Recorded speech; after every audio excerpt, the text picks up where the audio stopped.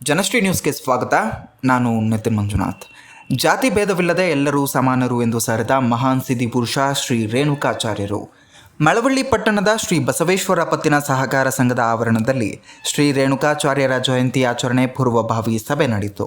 ಸಭೆಯ ಅಧ್ಯಕ್ಷತೆ ವಹಿಸಿ ಮಾತನಾಡಿದ ಪೂರಿಗಾಲಿ ಮಠದ ಶ್ರೀ ಶಿವಾನಂದ ಶಿವಾಚಾರ್ಯ ಸ್ವಾಮೀಜಿ, ಜಾತಿ ಭೇದವಿಲ್ಲದೆ ಎಲ್ಲರೂ ಸಮಾನರು ಎಂಬ ಸಂದೇಶವನ್ನು ಸಾರಿದ ಮಹಾನ್ ಸಿದ್ಧಿಪುರುಷ ಶ್ರೀ ರೇಣುಕಾಚಾರ್ಯರು ಎಂದು ತಿಳಿಸಿದರು.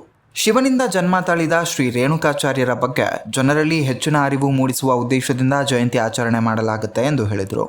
ಇದೇ ತಿಂಗಳ 17ರಂದು ಮಳವಳ್ಳಿ ಪಟ್ಟಣದ ಕೆಎಸ್ಆರ್ಟಿಸಿ ಬಸ್ ನಿಲ್ದಾಣದ ಮುಂಭಾಗದಲ್ಲಿ ಶ್ರೀ ರೇಣುಕಾಚಾರ್ಯರ ಜಯಂತಿ ಆಚರಿಸಲಿದ್ದು, ಎಲ್ಲರೂ ಆಗಮಿಸಿ ಕಾರ್ಯಕ್ರಮವನ್ನು ಯಶಸ್ವಿಗೊಳಿಸಬೇಕೆಂದು ಮನವಿ ಮಾಡಿದರು.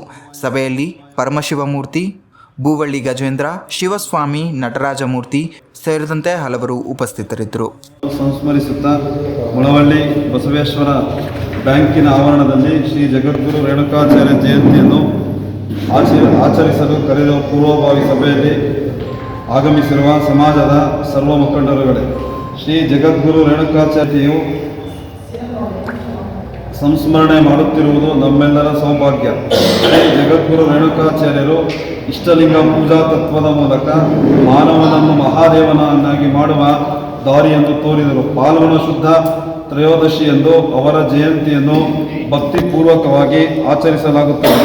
ಶ್ರೀ ಜಗದ್ಗುರು ರೇಣುಕಾಚಾರ್ಯರು ಶಿವನಿಂದಲೇ ಜನ್ಮ ತಳೆದವರು, ಅಂದರೆ ಲಿಂಗೋದ್ಭವ ಮತ್ತು ಕೈಲಾಸದ ಪ್ರಮೋತರಲ್ಲಿ ಒಬ್ಬರು ಎಂದು ನಂಬಲಾಗಿದೆ. ಇವರು ಅಖಂಡ ಭಾರತಾದ್ಯಂತ ಶೈವ ಧರ್ಮದ ಪ್ರಸಾರ ಮಾಡಿದರು. ಜಾತಿ ವರ್ಣ ಭೇದವಿಲ್ಲದೆ ಎಲ್ಲರೂ ಸಮಾನರು ಎಂಬ ತತ್ವವನ್ನು ಅವರು ಸಾರಿದ ಮಹಾನ್ ಸಿದ್ಧಿಪುರುಷರು.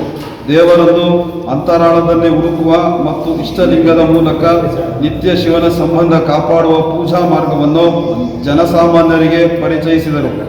ಸಮಾಜದ ಒಳಿತಿಗಾಗಿ 18 ಕುಲದವರನ್ನು ಒಗ್ಗೂಡಿಸಿ ಶಾಂತಿ ಮತ್ತು ಸಹಬಾಳ್ವೆಯ ಸಂದೇಶ ನೀಡಿದರು. ಅವರು ಧಾರ್ಮಿಕ ವಿಧಿವಿಧಾನಗಳನ್ನು ಸರಳಗೊಳಿಸಿ ಮಠಗಳ ಮೂಲಕ ಭಕ್ತಿಯ ಮಾರ್ಗವನ್ನು ಜನರಿಗೆ ತಲುಪಿಸಿದರು. ರೇಣುಕಾಚಾರ್ಯರ ಜೀವನ ಮತ್ತು ತತ್ವಗಳು ಇಂದಿನ ಸಮಾಜಕ್ಕೂ ದಾರಿದೀಪಗಳಾಗಿವೆ. ಅವರ ಆದರ್ಶಗಳನ್ನು ಪಾಲಿಸುವುದೇ ನಾವು ಅವರಿಗೆ ಸಲ್ಲಿಸುವ ನಿಜವಾದ ಗೌರವ. ಇಂತಹ ಮಹಾತ್ಮರ ಜಯಂತಿಯನ್ನು ಮಳವಳ್ಳಿ ತಾಲೂಕಿನಲ್ಲಿ ಆಚರಿಸಲು ನೀವೆಲ್ಲರೂ ಕೈ ಜೋಡಿಸಿದ್ದೀರಿ. ಇಂಥ ಮಹಾತ್ಮರ ಜಯಂತಿಯನ್ನು ದಿನಾಂಕ 17/3/2026 ಮಂಗಳವಾರ ಬೆಳಗ್ಗೆ 9:30 ಗಂಟೆಗೆ ಆಚರಿಸಿ ಬಸವಾದಿ ಶರಣರ ಆಶಯದಂತೆ ಸಾವಿರಾರು ಜನಕ್ಕೆ ದಾಸೋಹ ಕಾರ್ಯಕ್ರಮವನ್ನು ನಡೆಸುವುದು ಮುಖ್ಯ ಉದ್ದೇಶ. ಇದೇ ರೀತಿಯ ನಿರಂತರ ಅಪ್ಡೇಟ್ಗಳಿಗಾಗಿ ನೋಡ್ತಾ ಇರಿ ಜನಶ್ರೀ ನ್ಯೂಸ್.